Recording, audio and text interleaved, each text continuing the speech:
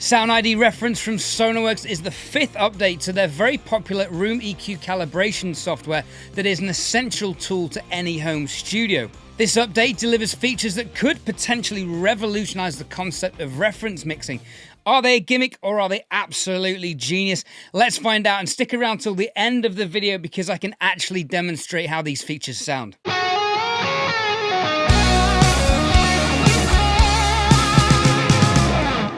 Hi, I'm Ed from edthorn.com, here to try and help you guys make the most out of your home studios. Now, for the sake of cracking on with the video, I'm going to assume that you already know what Sonarworks is. If you don't, not a problem. I've put together this video here to explain what it is, how it works, and why you need it in your home studio to create better mixes. I'll link that in the description below as well. And whether you have Sonarworks or not, if you want to trial Sonarworks for 21 days, head over to their website. So, what's new? Sonarworks have fixed many bugs and they've introduced some little updates and some big updates. Two of the little updates that I really like are they've introduced a mono switch, which means you can reference your mix between stereo and mono. Another update is that they've introduced a pan invert button, so you can flip the stereo imaging of your mix, which is quite useful because if you're like me, your ears aren't quite the same, so this is an interesting way to further reference your mixes. If you're a Universal Audio Apollo user, you'll be very happy to hear that as far as I can tell, Sonarworks have fixed the compatibility and startup sequence issues you may have had with Reference 4. This is obviously good news, but does it work with Big Sur and on the new M1 Max? I'll let you know when I've found out. Alright, so the first major update is the addition of customizable EQ curves to your calibration profiles. If you have measured your room and your speakers and you've got a calibration profile for your speakers, and this applies to the native headphone calibrations as well, you can further tweak these with a parametric EQ. So if I click on the end here, I can boost the low end. I can turn that into a shelf. I can turn it into a high shelf. Let's leave it as a bell. And I can adjust the cue points and I can adjust the gain as applicable. And if I want to get rid of that, I can just press this delete button here. This is a really cool feature if, for example, you're using Sonarworks as a background desktop app and you want to listen to your music or Netflix or YouTube or something with a tailored profile to enhance your listening enjoyment. This is really good. In terms of using this as a calibration tool, I don't understand why you would want to do this, because surely you'd want a perfectly flat calibration all the way across the frequency response for your mix. At least I would. You know, unless you're targeting this for specific systems, for example, then maybe this would be useful. But I'd say for most of us, this probably isn't going to be usable and therefore is a little bit of a gimmick. The second major update is the incorporation of adjustable frequency bands that enable you to limit the calibration to specific frequency ranges. For example, I can pull this slider up, and if I'm happy with how my speakers sound below, say, let's find that crossover point, what's that? So if I'm happy with how my headphones or speakers sound below 300 Hertz, I can apply this so the calibration only applies above 300 Hertz.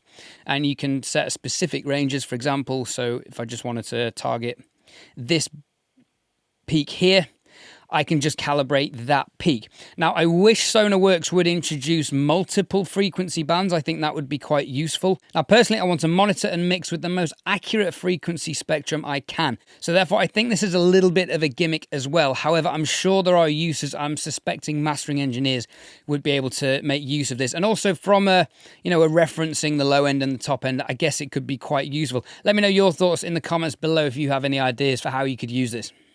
The third major update is absolutely genius. This is possibly the best tool in any piece of software that I've ever seen.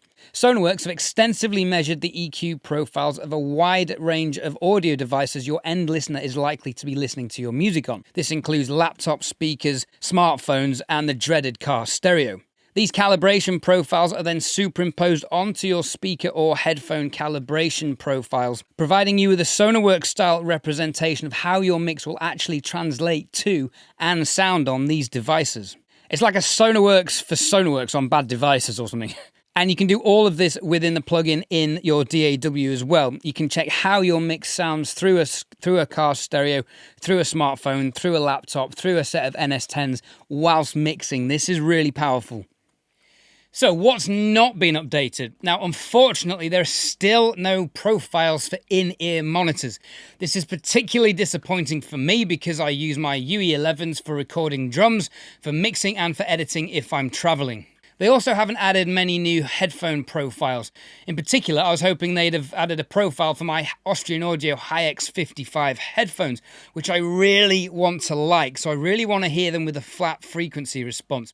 I'd also like to know if my analysis of those headphones was accurate or not. To hear my analysis of those headphones and watch a full review of those, click on the link to this video in the description below. For copyright reasons, I can't demonstrate these profile calibrations with other people's music, but I can use my own music. This is my recent song, Bright Lights, which I mixed, and it was mastered by Streaky, if you follow Streaky Mastering on YouTube. We'll audition this on its own, without any calibration imposed, and I've moved to my Sennheiser HD600. Obviously, you guys are all listening on different devices, so I can't set up a calibration to suit what you're listening on, but the HD600s are reasonably flat, as you can see. There's a big drop-off, so the correction profile will have a big boost here, a big boost at a 2 to 3K, and some fiddly bits there. All right, let's have a listen to this on its own, and then we'll listen with the HD600 calibration, and then I'll bring in all the device translation check profiles. So without, with, you can hear the extra low end there, and you can hear the 2 to 3K.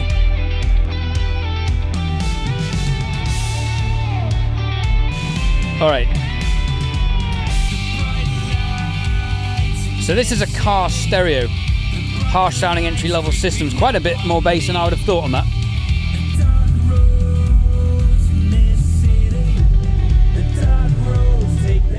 So the idea of this demonstration is not to judge or assess the calibrations for the devices because they all sound pretty bad.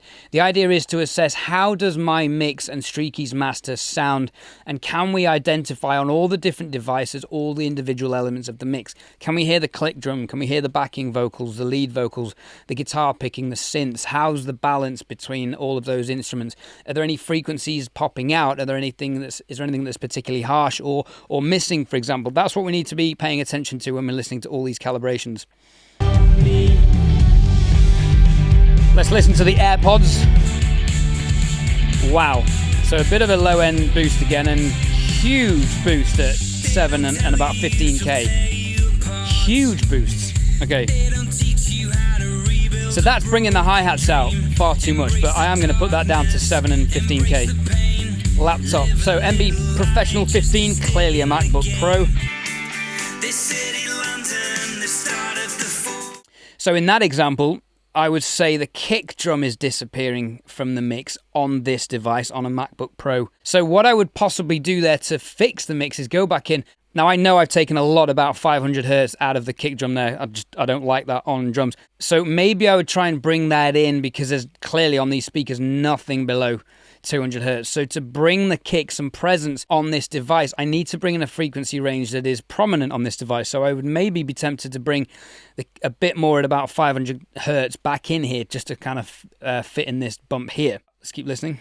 Sink or swim, she's a ghost to all. Embrace the darkness, embrace the pain. Give a little more. And the average phone.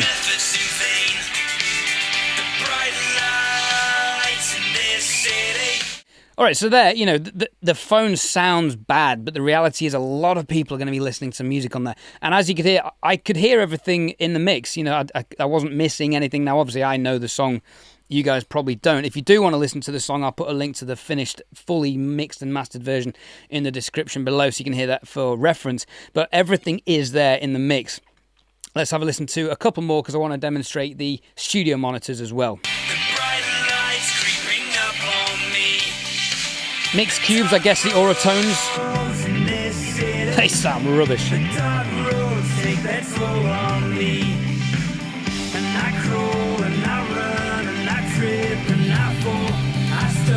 And the NS11s, legendary Japanese brand, which is clearly the NS10s. And a couple of TVs. So you get an idea of how this can be used to check how your mix will translate onto other systems or not. I think this is revolutionary. I think this is such an incredibly powerful tool, and it's the kind of thing I would check all the way through the mixing process. When I'm mixing drums and bass on their own at the the bus mixing stage, how do they sound on laptops and mobile phones? Add in the guitars and keys, how do they sound on different devices? Solo the vocals, how do they sound on different devices?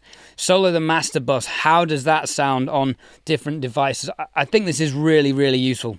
Thanks for watching. YouTube is going to make another suggestion for a video here. Stay safe, be kind to one another, and I'll see you all on the next one.